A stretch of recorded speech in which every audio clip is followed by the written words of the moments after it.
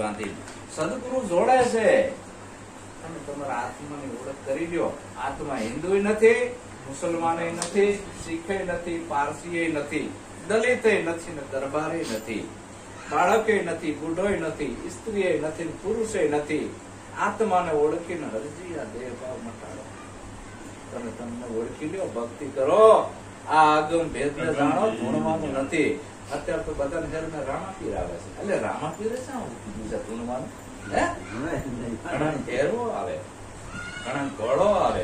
હું તો વિચારમાં પડું છું કે આવો મહાપુરુષ આપણા દેશમાં થઈ ગયો, એને આવું કીધું કે ભક્તિ કરો તો હરજી અગમ ભેદ જાણો. એમાં ધૂણવાનું આવતું જ નથી.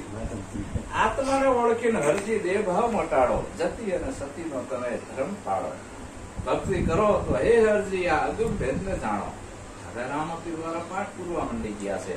હવે ઈ પાઠ પૂરવાથી આપણું કલ્યાણ નથી. રામાપીરે એક ભજનમાં નથી લખ્યું કે મારા પાઠ પૂરજો. એને કીધું કે આ કોળી આવે, આ કોળી જાવે, આ કોળી સર્વે ના ઘટમાં સમાવે. જે કોઈ કરે આ કોળીની આસ, થાય એનો અમરાપરમાં વાસ.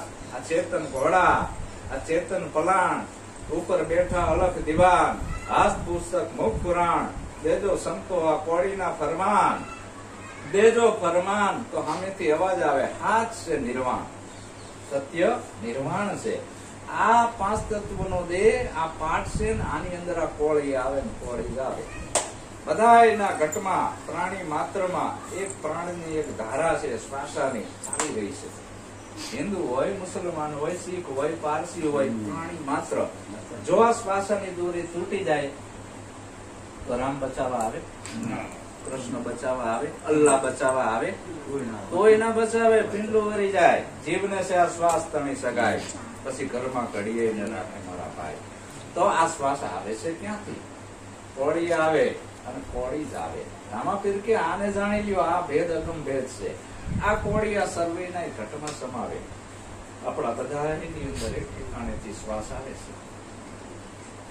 શરીર ભલે જુદા હોય, શ્વાસ એક જગ્યાએથી આવે છે ને. હવે જ્યાંથી શ્વાસ આવે છે અહીંયા મંદિર નથી, ત્યાં મસ્જિદ નથી, ત્યાં પારસી નથી, અગિયારી નથી, ચર્ચ નથી, દેવળ નથી. એ ભૂમિકા જાણવાની છે. તમને તમારી જ ખબર નથી હું કોણ છું, મારી અંદર આ ધારા ક્યાંથી આવે છે. આપણા ઘરની તો આપણને ખબર હોવી જોઈએ ને. આપણે બીજે બેસી ગયા છીએ. આમ કે સાચા સદગુરુ મળ્યા નથી તો આ લાઈન બતાવે.